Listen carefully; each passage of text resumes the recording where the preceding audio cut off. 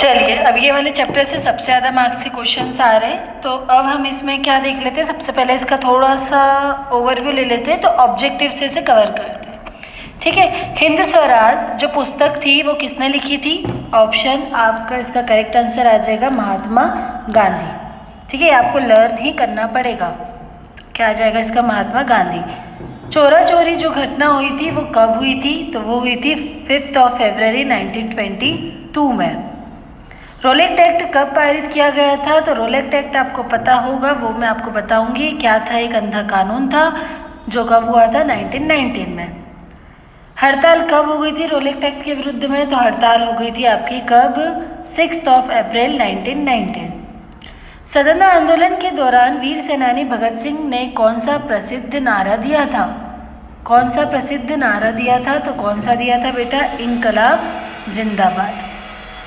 जलियांवाला बाग हत्याकांड कब हुआ था? आपको पता होगा, यह हुआ था आपका 13 अप्रैल 1919 में। ठीक है, फिर है आपका कि सन 1918 में गांधी जी सूती कपड़ा कारखानों के मजदूरों के बीच सत्याग्रह आंदोलन चलाने कहाँ पहुँचे थे? तो कहाँ पहुँचे थे? अहमदाबाद। भारत छोड़ो आंदोलन कब शुरू किया गया था? तो भारत छोड़ो आंदोलन शुरू किया गया था अगस्त 1942 में। साइमन कमीशन कब भारत आया? तो साइमन कमीशन भारत आया था 1928 में। साइमन कमीशन कोई इंसान नहीं था, है ना, एक कमीशन था, वो मैं आपको अभी आके बताऊंगी। अभी हम सिर्फ ऑब्जेक्टिव कर रहे हैं, इसलिए थोड़ा सा जल्दी जल्दी करते हैं। वैसे थोड़ा सा ओवरव्यू ले लो आप। साइमन नाम का एक व्यक्ति था, ठीक है, उसने ही इसे लाया था, इसलिए इसका नाम क्या रख दिया था? Simon commission. फिर बात करते हैं हम कि पूर्ण स्वतंत्रता का प्रस्ताव कब पारित हुआ? तो वो हुआ था आपका 31 दिसंबर। साइमन कमीशन के खिलाफ शांतिपूर्ण प्रदर्शन के दौरान ब्रिटिश पुलिस के द्वारा किए गए हमले में कौन घायल हुए थे? तो कौन घायल हुए थे? आपके लाला लाजपत राय। करो या मरो का नारा किस आंदोलन में दिया गया? तो ये दिया गया था आपका भारत छोड़ो आंदोलन में।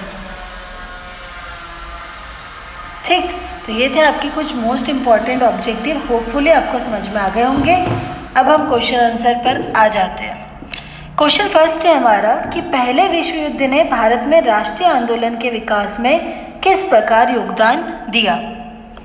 क्वेश्चन अच्छे से समझेंगे कि पहले विश्व युद्ध ने, जो पहला विश्व युद्ध हुआ था, उसने भारत में राष्ट्रीय आंदोलन के विकास, भारत में इसमें क्या होने लग गया था? राष्ट्रीय आंदोलन के विकास होने लग गया था। तो किस प्रकार योगदान दिया?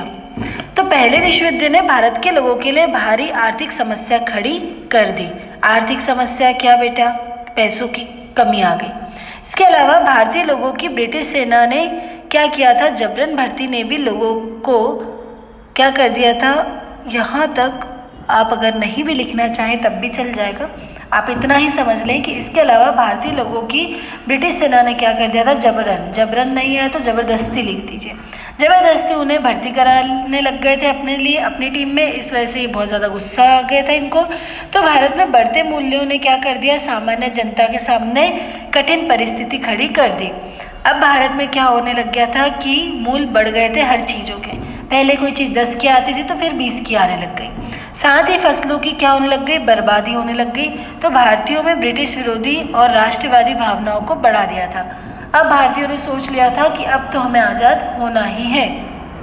ये राष्ट्रवादी नेताओं के लिए बड़ा ही अनुकूल समय था, जब वे लोगों को उपनिवेशी शासकों के विरोध में जाने के लिए उकसा सकते थे। इस तरह से प्रथम विश्व युद्ध ने भारत में राष्ट्रीय आंदोलन के विकास में अच्छा योगदान किया। होता है ना, जब तक हम कर पाते, जब तक कर पाते सहन कंट्रोल, ठीक है। और फिर ऐसा होता है कि अगर कोई हमारी इंसल्ट कर देता है तो हमें ऐसा लगता है कि यार अब तो हमें इन्हें अच्छे पर्सन बना के ही बताना है ना, ये अच्छे पर्सन लाएंगे जब इनको ज़रूर मिठाई खिलाएंगे, इन्हें हमें बहुत ताने मारे। तो ऐसा ही प्रथम विश्व युद्ध के दौरान भारतीयों के साथ हुआ। नेक्स्ट क्वेश्चन है कि भारत के लोग रोलेक्ट एक्ट के विरोध में क्यों थे? भारत के लोग रोलेक्ट एक्ट के विरुद्ध में क्यों थे? तो देखो, रोलेक्ट एक्ट क्या था? एक अंधा कानून था, ठीक है। रोलेक्ट एक्ट सन 1919 में किसके द्वारा बनाया गया था? अंग्रेज सरकार के द्वारा बनाया गया था। यह एक ऐसा कानून था जिससे आधार पर, केवल शक के आधार पर किसी भी व्यक्ति को बिना मुकदमा चलाए जेल में डाला जा सकता था। मतलब कि अगर कोई को जरा सा भी अंग्रेज सरकार को शक हो रहा है या फिर बिना किसी जुर्म के क्या कर दिया जाता था, जेल में डाल दिया जाता था, और कोई भी फिर उसका मुकदमा नहीं चलाया जाता था, अब बस आप जेल में ही डले रहो। रोलेक्ट एक्ट के कारण ब्रिटिश सरकार को राजनीतिक गतिविधियों को कुचलने के लिए असीम शक्ति मिल गई। अब ब्रिटिश सरकार को क्या मिल गई थी, बहुत ज़्यादा पावर मिल गई। भारतीय सदस्यों के भारी विरोध के बावजूद भी इस कानून को बहुत जल्दबाजी में पारित कर दिया गया था। मतलब कि इसको रोकने की बहुत कोशिश करी नहीं, लेकिन ये पारित हो गया था। ये एक अन्यायपूर्ण कानून था। कैसा कानून था? अन्यायपूर्ण, क्योंकि ये तो गलत बात है ना, इसलिए भारत के लोग रोलेक्ट एक्ट के क्या थे, खिलाफ थे। ठीक है, तो क्वेश्चन ये नहीं पूछा है कि रोलेक्ट एक्ट क्या था, क्वेश्चन ये पूछा है कि भारत के लोग रोलेक्ट एक्ट के खिलाफ क्यों थे। समझ में आ गया क्यों थे। नेक्स्ट, गांधी जी ने असहयोग आंदोलन को वापस लेने का फैसला क्यों किया। अब गांधी जी ने असहयोग आंदोलन, आपको पता होगा असहयोग आंदोलन, गांधी जी ने क्या किया था कि सबको बोल दिया था कि अब आप ब्रिटिश सरकार की सहायता नहीं करोगे। ठीक है, अब सब बहुत ज़्यादा भड़क गए। अब गांधी जी को ऐसा लगा कि यार ये सही टाइम नहीं है अब इस आंदोलन का, क्योंकि जैसा मैं सोच रहा था वैसा तो हो ही नहीं रहा है, उसके जैसा अपोजिट हो रहा है। भारतीय जनता क्या कर रही है, ओवर कर रही बहुत ज़्यादा। तो इन्होंने अब सोचा कि अब मुझे क्या करना चाहिए, वापस ले लेना चाहिए। ठीक है, अभी सही टाइम नहीं है। तो गांधी जी अहिंसा के पुजारी थे, ये तो आप जानते हैं। वो नहीं चाहते थे कि ज़्यादा ये युद्ध तो उन्हें बिल्कुल पसंद नहीं था। जब उन्होंने महसूस किया कि चोरा चोरी घटना की तरह कई स्थानों पर आंदोलन हिंसक होता जा रहा है, भारतीयों ने क्या कर दिया था कि चोरा चोरी नामक एक गांव था, वहाँ पर एक पुलिस स्टेशन था, वहाँ पर क्या कर दी थी, आग लगा दी थी। पुलिस वालों को मारने लग गए भारतीय।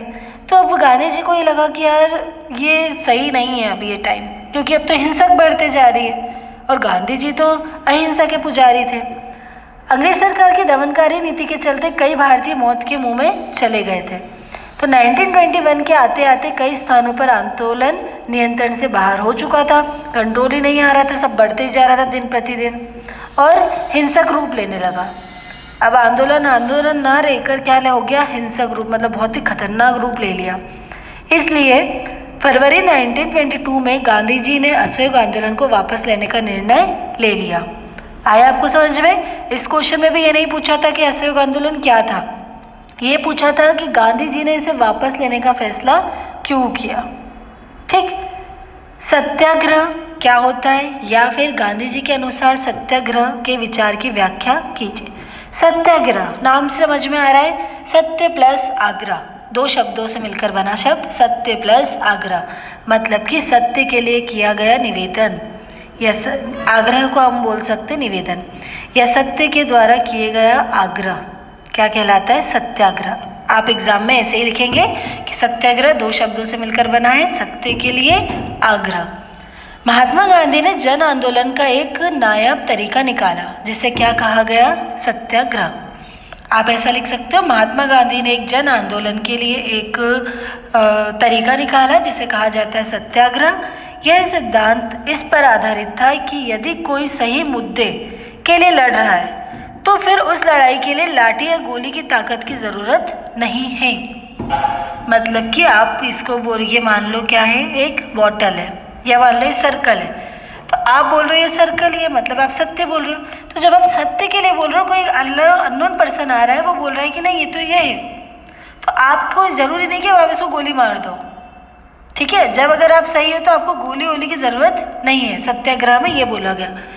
ठीक है, गांधी जी का मानना था कि सत्याग्रही किसी भी लड़ाई को अहिंसा से जीत जा सकता है। मतलब कि अगर आप सत्य हो तो बिना किसी लड़ाई के आसानी से आप जीत सकते हो। इसके लिए बदले की भावना, हिंसा की भावना, लड़ाई, युद्ध किसी की ज़रूरत नहीं है।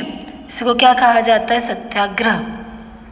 ठीक, नेक्स्ट क्वेश्चन है हमारा कि नमक यात्रा की चर्चा करते हुए स्पष्ट कीजिए कि उपनिषेधवाद के खिलाफ प्रतिरोध का एक असरदार प्रतीक था।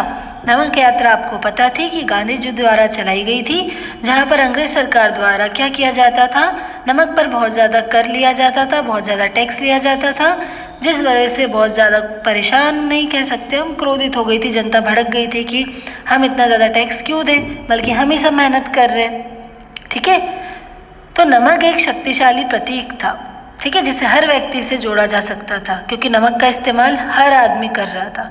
ठीक है। गरीबों के लिए नमक कर को समाप्त करने का मतलब था कि दाम में गिरावट, ठीक है। जैसे जो गरीब थे उनके लिए अगर नमक में क्या कर दिया जाए, कर कम कर दिया जाए, टैक्स कम कर दिया जाए, तो इसका मतलब ये हो जाएगा कि नमक सस्ता हो गया, क्योंकि जितने का तो वो नमक खरीदते नहीं थे उससे ज़्यादा वो टैक्स देते थे। किसी व्यवसाय के लिए इसका मतलब था कि वे ऐसे कई अन्य करों की समाप्ति की उम्मीद कर सकते थे जिससे अन्य व्यवसाय प्रभावित हो रहा था। कोई ऐसे थे जो ये सोच रहा था कि यार हमने अगर नमक पे कर बंद कर दिया तो हो सकता है कि अभी जो हमारा इस पर सबसे ज़्यादा टैक्स लग रहा है कोई दूसरा है, शक्कर पे लग रहा है या फिर कुछ भी एक चीज़ है, तो हो सकता है आने वाले ज़माने पे उस पर भी कम हो जाए।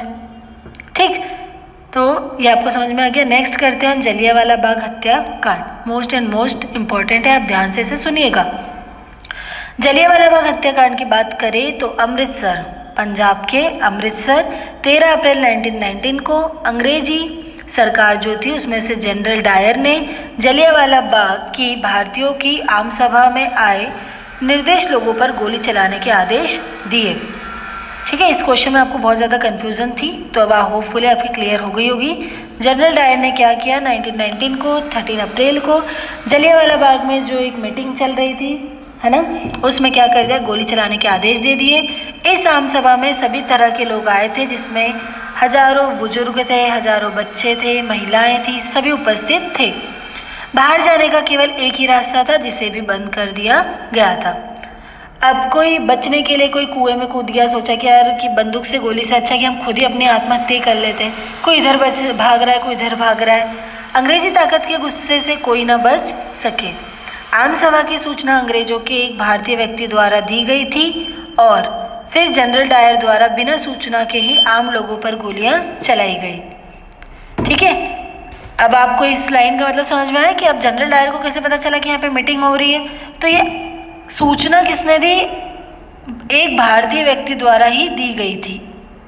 ठीक है, अपने ही अपनों को धोखा देते, समझ सकते हैं अपन इस लाइन से। फिर जनरल डायर द्वारा क्या हुआ, बिना कोई सूचना के आम लोगों पर गोली चलाई गई। ठीक है, इस गोलीकांड में कई लोगों की जान चली गई, उससे अधिक गुना अधिक क्या हो गए, घायल हो गए, और कुछ ने तो अपने आप ही क्या कर ली, कह सकते हैं उसको, आत्महत्या कर ली। साइमन कमीशन की बात करें तो साइमन कमीशन हम पढ़ते हैं कि 1928 में भारत आया था। इस मिशन का भारत आने का उद्देश्य क्या था, साइमन कमीशन, देखो हम इसे अच्छे से पढ़ेंगे कि साइमन कमीशन, एक डेट याद हो जाए तो ओके, नहीं हो तो भी कोई दिक्कत नहीं है। इसका ये था कि तत्कालीन परिस्थितियों में देश में संवैधानिक रूप से शांति स्थापना करना, लेकिन इसमें कोई भी सदस्य भारतीय नहीं था। मतलब कि अंग्रेज सरकार ने बोला था कि अब हम क्या कर रहे हैं, एक वो बना रहे कमीशन, एक कह सकते हैं कि स्ट्रक्चर बना रहे, उसमें हम मीटिंग करेंगे, चर्चा करेंगे, जो भी अगर प्रॉब्लम है, समस्या है, उस पर हम डिस्कस करेंगे। लेकिन मीटिंग तो बनी, मीटिंग भी हुई, लेकिन क्या हुआ, इसमें एक भी भारतीय को नहीं रखा गया, जिससे भारतीय को अब कुछ पता ही नहीं चलता था अब कब क्या हो जाए, जिससे भारतीय क्या हो गए, बहुत ज़्यादा नाराज़ हो गए। तो भारतीयों को इस कमीशन पर थोड़ा भी भरोसा नहीं था, क्योंकि उन्हें ऐसा लगता था कि जब इसमें हमारा कोई भारतीय ही नहीं है तो ये हमारे बारे में क्या अच्छा सोचेंगे और हमें कैसे पता चलेगा। भारतीय के हित में कोई नीति बनाएंगे। तो जब ये कमीशन भारत पहुंचा तो इसका जगह जगह काली झंडियाँ दिखाकर क्या किया गया, साइमन कमीशन वापस जाओ, ऐसे क्या किए गए, नारे लगाए गए कि साइमन कमीशन आप वापस जाओ। इस विरोध का प्रदर्शन में कांग्रेस तथा मुस्लिम लीग के साथ साथ भारत की अन्य पार्टियों ने भी भाग लिया।